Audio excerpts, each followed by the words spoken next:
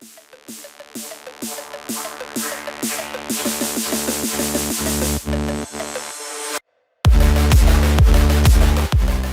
everybody, I'm Greg Soul and I'm back with another CIQ demo. Today I'm going to be doing a quick start guide that's going to take a Rocky host, add all of the pieces into Ascender that are just absolutely required, only the required pieces, and we're going to get it patched, right? So as fast as possible.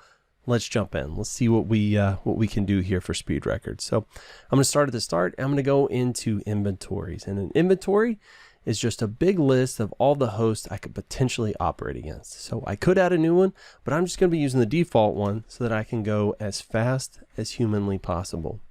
So I went into the host tab and now I'm adding a host. If that was a fully qualified domain name in my environment, then when Ansible is trying to connect to that host, it'll resolve it and be able to connect. In my environment, it doesn't happen to be fully qualified. So I'll use a magic variable called Ansible_host. And what this basically tells it is if this variable exists, then just use this instead of trying to resolve, right? So it'll connect right to that IP address. So in theory, I would have a bunch of hosts in this environment, that it's going to patch, or theoretically it could be using a dynamic inventory script is what we call them, where it'll reach out to a source like your cloud provider or a CMDB like in ServiceNow or something like that, and it'll dynamically build out that list of hosts. So we've got something to operate against. Now, how do we log into that device? And that is done via machine credential. I will call this lab root. And for credential here, I'm looking for machine. And so machine is what you're going to log into most of your server infrastructure or your networking stuff. It's really just choose machine, fill in the blank. I could be putting in my SSH private key here or certificate. Really all this stuff is just fill in the blank. For me, just doing a simple username and password for this lab demo. I click save, my credentials in there and ready to use. Now I'm going to go into job templates. This is where you kind of bring all those constituent pieces together and fire off a piece of automation. Here, I've already got one called Enterprise Linux, or rather Patch Enterprise Linux. I'm going to click the little rocket ship over here next to it, and it's going to prompt me for what credential do I want to use. So the lab root one. Next, it's got a survey, and a survey is really just like this really convenient way where you can prompt the user for additional information. So here you see we're doing multiple choice, single select, but you could do fill in a text box, look for numbers, multiple choice, multiple select, right? There's a lot of options to really easily collect information from users.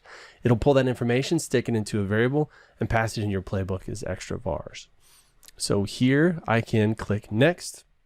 And if I click launch, it will manually go out and update all the hosts that happen to be in that inventory, right? Patch all of those hosts. But for me, I don't want this to be a manual process, right? I could call it from the API, from some other tool or something like that. But what I want to do is I want to schedule something to just happen. So instead of launching that, I'm going to hit cancel, and I will make a copy right here, right next to the Patch Enterprise Linux. I'll hit the copy button. Wait a second, and it pulls it up. I'm going to hit the pencil to go straight into edit, and let's make some modifications. And I will say on schedule, right? Change the name a little bit there. So credentials, we were prompting before. I'm going to uncheck prompt on launch, right? And that's why it popped up and asked me what I wanted to use. So instead, I will look for a new one. I'm going to do lab root. That's what I'm going to specify in there. Next, since I'm going to be scheduling it and I'm using some variables, I have to click prompt on launch for that, and then I'm going to paste in these variables. And really, these are just using the defaults that I got from the survey, and I just went through the survey items, looked at them, and determined what the variable name was for them, and I put them right in here. So very simple, and honestly, I'm done. I click save, and if I want to, here, let me show you. This is what the survey looks like.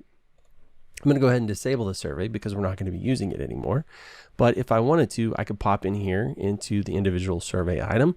I could see what the variable was. I could see all the options, what was set as default. These are really super simple. I mean, they're just this easy to create them. And then also edit the order. I can move them around if I want to. But we want to schedule this to run at an interval. So I'm going to click on schedules. I will click add, and I will say run patch Sundays 1 a.m. Pretty straightforward. I'm going to pick when I actually start. I'm going to pick this Sunday, and I will change the time to, you guessed it, 1 a.m. Run.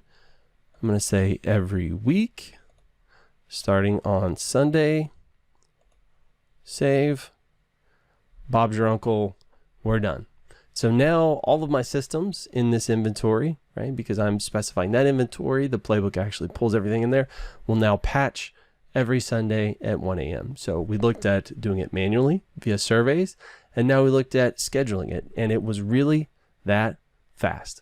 If you have any questions or comments, we'd love to hear about it. If you can think of anything you would love to have pre-baked in here, playbook wise, or anything else, please reach out to us. If nothing else, happy ascending, happy patching, and we'll see you next time.